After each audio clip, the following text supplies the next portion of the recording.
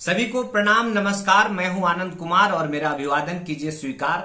और आप देखते रहिए मदारी आर्ट्स का यूट्यूब चैनल। मित्रों, आज हम बात करेंगे देश के यशस्वी प्रधानमंत्री, केंद्र सरकार और भारतीय जनता पार्टी के द्वारा जो आदिवासी समाज है उनका किस तरह से सम्मान और उनके लिए क्या क्या कार्य किया जा रहा है। हम आपको बताना चाहते हैं कि देश की कुल जनसंख्या में आदिवासी समाज की संख्या 9% है। स्वतंत्रता आंदोलन में भी आदिवासी समाज का योगदान और बलिदान अविस्मरणीय है। देश के पूर्व प्रधानमंत्री, विश्व के सर्वमान्य नेता और भारत रत्न स्वर्गीय श्री अटल बिहारी वाजपेयी जी के द्वारा जनजाति समाज के उत्थान एवं समृद्धि के लिए वर्ष 1999 में एक अलग मंत्रालय बनाने के साथ ही 89वें संविधान संशोधन के जरिए राष्ट्रीय अनुसूचित जनजाति आयोग की स्थापना कर इनके हितों को सुनिश्चित करने की पहल की गई थी। सबका साथ, सबका विकास और सबका विश्वास और सबका प्रयास के संकल्प को लेकर आगे बढ़ रहे देश के वर्तमान और यशस्वी प्रधानमंत्री माननीय श्री नरेंद्र मोदी जी की सरकार के द्वारा संचालित जनजाति उप योजना बजट को वित्त वर्ष 2021-22 में 21,000 करोड़ रुपए से 4 गुना बढ़ाकर 86,000 करोड़ रुपए किया गया है।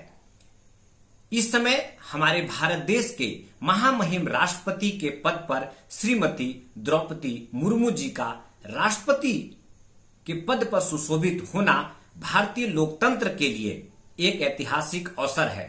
अत्यंत गरीब पृष्ठभूमि की जनजातियों में भी सबसे पिछड़े संथाली परिवार से निकलकर संघर्षों एवं कर्मठता के बलबूते उनका सर्वोच्च पद तक पहुंचना देशवासियों के साथ साथ जनजातीय समाज के लिए भी गौरव का क्षण है। और मुझे लगता है मित्रों कि दुनिया के सबसे बड़े लोकतंत्र भारत में शायद यही लोकतंत्र की खूबसूरती है। आइए हम कुछ और बात जानेंगे। भारतीय जनता पार्टी अनुसूचित जनजाति मोर्चा छत्तीसगढ़ प्रदेश के द्वारा आदिवासी पुरखौती सम्मान यात्रा और इसके तहत सबसे पहले हम चर्चा करेंगे शहीद गुंडाधुर जी का। शहीद गुंडाधुर जी का जन्म नेतनार बस्तर छत्तीसगढ़ के एक छोटे से गांव में हुआ था।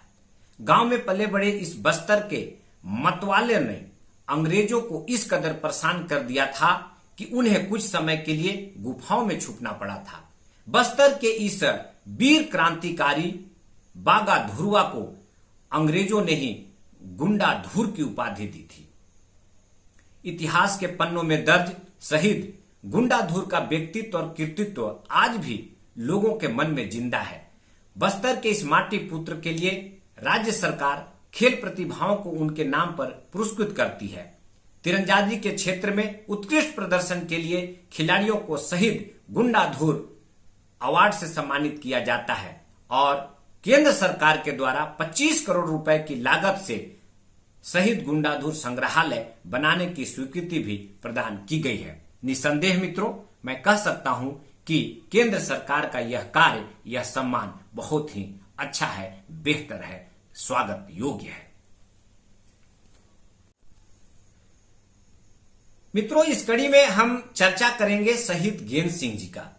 जब अंग्रेजों ने अपनी चालों से छत्तीसगढ़ के बस्तर को अपने अधीन कर लिया, उस वक्त शहीद गेंद सिंह बस्तर रियासत के अंतर्गत आने वाली जमींदारी परलकोट के जमींदार थे। उन्होंने ब्रिटिश अधिकारियों के शोषण के विरुद्ध भुजरिया, अबुझमाड़िया आदिवासियों को लेकर बस्तर की स्वतंत्रता का शंखनाद वर्ष 1824-25 में किया था। गेंद सिंह के आह्वान पर 24 दिसंबर 1824 में परोलकोट में अबुझमाड़िया एकत्र होने लगे और 4 जनवरी 1824 से 1825 तक अबुझमाड़ के चांदा तक फैल गए थे। विद्रोह का संचालन अलग अलग टुकड़ियों में माझी लोग करते थे और रात में गुटों में एकत्र होकर अगले दिन की योजना बनाते थे। उनका उद्देश्य बस्तर को गुलामी से मुक्त करना था। मित्रों, इस कड़ी में हम और आगे चर्चा करना चाहते हैं शहीद वीर नारायण सिंह जी का। अंग्रेजों के खिलाफ 1857 की क्रांति को देश के अलग अलग कोनों में धधक उठी थी। इस आग की लपेट में हमारा छत्तीसगढ़ प्रदेश भी देखने को मिल रहा था। सोना खान के जमींदार नारायण सिंह ने अंग्रेजों को कई बार धूल चटाया था। अंग्रेजों से लड़ने के लिए नारायण सिंह ने खुद का एक बड़ी सेना तैयार की और जिसमें कि करीब 900 के लोग ग्रामीण लोग थे और वे बंदूकधारी अंग्रेजों से भिड़ गए। उसके बाद स्मिथ की सेना ने लंबे समय से संघर्ष के बाद सोना खान को चारों तरफ से घेर कर नारायण सिंह को गिरफ्तार कर लिया। उसके बाद अंग्रेजों ने रायपुर के जय स्तंभ चौक पर आम नागरिकों के सामने नारायण सिंह को 10 दिसंबर 1857 को फांसी दे दी। नारायण सिंह की बहादुरी से अंग्रेजों का छत्तीसगढ़ कब्जा करने का सपना टूट गया था। इसके बाद अंग्रेजी सेना के खिलाफ जमकर विरोध हुए। इस वीर को सम्मान देने के लिए वर्ष 1987 में इनकी 130वीं बरसी पर भारत सरकार वीर शहीद नारायण सिंह सम्मान भी देती है। रायपुर के भारत के दूसरे सबसे बड़े स्टेडियम शहीद वीर नारायण सिंह स्टेडियम का निर्माण 2008 में करवाकर इन्हें और सम्मान दिया गया। आज भी इस वीर का गौरव गाथा छत्तीसगढ़ के जनमानस में सुनाई देती है।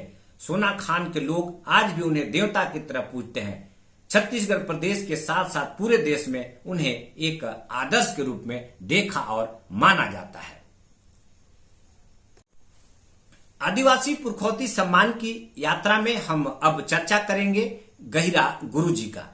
वनवासियों के आराध्य परम पूज्य श्री रामेश्वर गहिरा गुरुजी का नाम समाज सेवा के क्षेत्र में अमर है। उनका जन्म रायगढ़ जिले के लैलुंगा विकासखंड के ग्राम गहिरा में एक आदिवासी कंवर परिवार में श्रावण अमावस्या सन 1905 को हुआ था। परम पूज्य गुरुजी 21 नवंबर 1996 को देवोत्थानी एकादशी के दिन अपनी भौतिक काया का त्याग कर 92 वर्ष की उम्र में बहालीन हो गए। दीन दुखियों की सेवा ही उनका धर्म था। बाल्यकाल से ही गुरुजी अलौकिक शक्तियों की ओर से आकर्षित रहे, जिसके फलस्वरूप औपचारिक शिक्षा अक्सर ज्ञान तक ही सीमित रहा। गुरुजी के संकल्पशीलता, सतत साधना तथा निस्वार्थ समर्पित सेवा भावना ने अविभाजित मध्य प्रदेश के रायगढ़, सरगुजा, बिलासपुर, कोरबा, अविभाजित बिहार के रांची जिले के जनजातीय अंचलों में एक बड़ी सामाजिक और आर्थिक क्रांति कर दिखाई। और आपको बताते हुए मुझे खुशी हो रहा है कि हम मदारी आर्ट्स के द्वारा गहिरा गुरुजी के ऊपर एक डॉक्यूमेंट्री फिल्म भी इन दिनों बना रहे हैं, जो बहुत जल्द ही जिसको आप देख सकेंगे। तो दोस्तों, अब हम चर्चा करेंगे राजमोहिनी देवी जी के बारे में। राजमोहिनी देवी एक भारतीय सामाजिक कार्यकर्ता थी। राजमोहिनी देवी बापू धर्म सभा आदिवासी सेवा मंडल की संस्थापक थी। राजमोहिनी देवी जी का जन्म भारत के छत्तीसगढ़ राज्य के सरगुजा जिले के एक छोटे से ग्रोगोरी नामक गांव में हुआ था। यह बताया जाता है कि सन 1951 के अकाल के दौरान वह महात्मा गांधी और उनके आदर्शों के बारे में मानो एक दृष्टि थी। राजमोहिनी देवी को सन 1889 में भारत सरकार द्वारा पद्मश्री पुरस्कार से सम्मानित किया गया था। राजमोहिनी के सम्मान में एक अनुसंधान केंद्र Rajmohini Devi college of agriculture and research Gandhi Krishi Vishwavidyalaya में स्थित है। अंबिकापुर में इनके नाम पर एक सरकारी गर्ल्स कॉलेज राजमोहिनी देवी पीजी कॉलेज गर्ल्स कॉलेज में रखा गया है। तो मित्रों, आज के वीडियो में हम चर्चा कर रहे थे छत्तीसगढ़ प्रदेश के ऐसे कुछ महापुरुष, ऐसे समाज सेवक, ऐसे स्वतंत्रता सेनानी जिनका संबंध अनुसूचित जनजाति से रहा है। निसंदेह छत्तीसगढ़ सरकार और भारत सरकार के द्वारा बहुत सारे अच्छे कार्य किए जा रहे हैं। तो आज की वीडियो में इतना ही। फिर आपसे मुलाकात होगी, तब तक के लिए जय हिंद।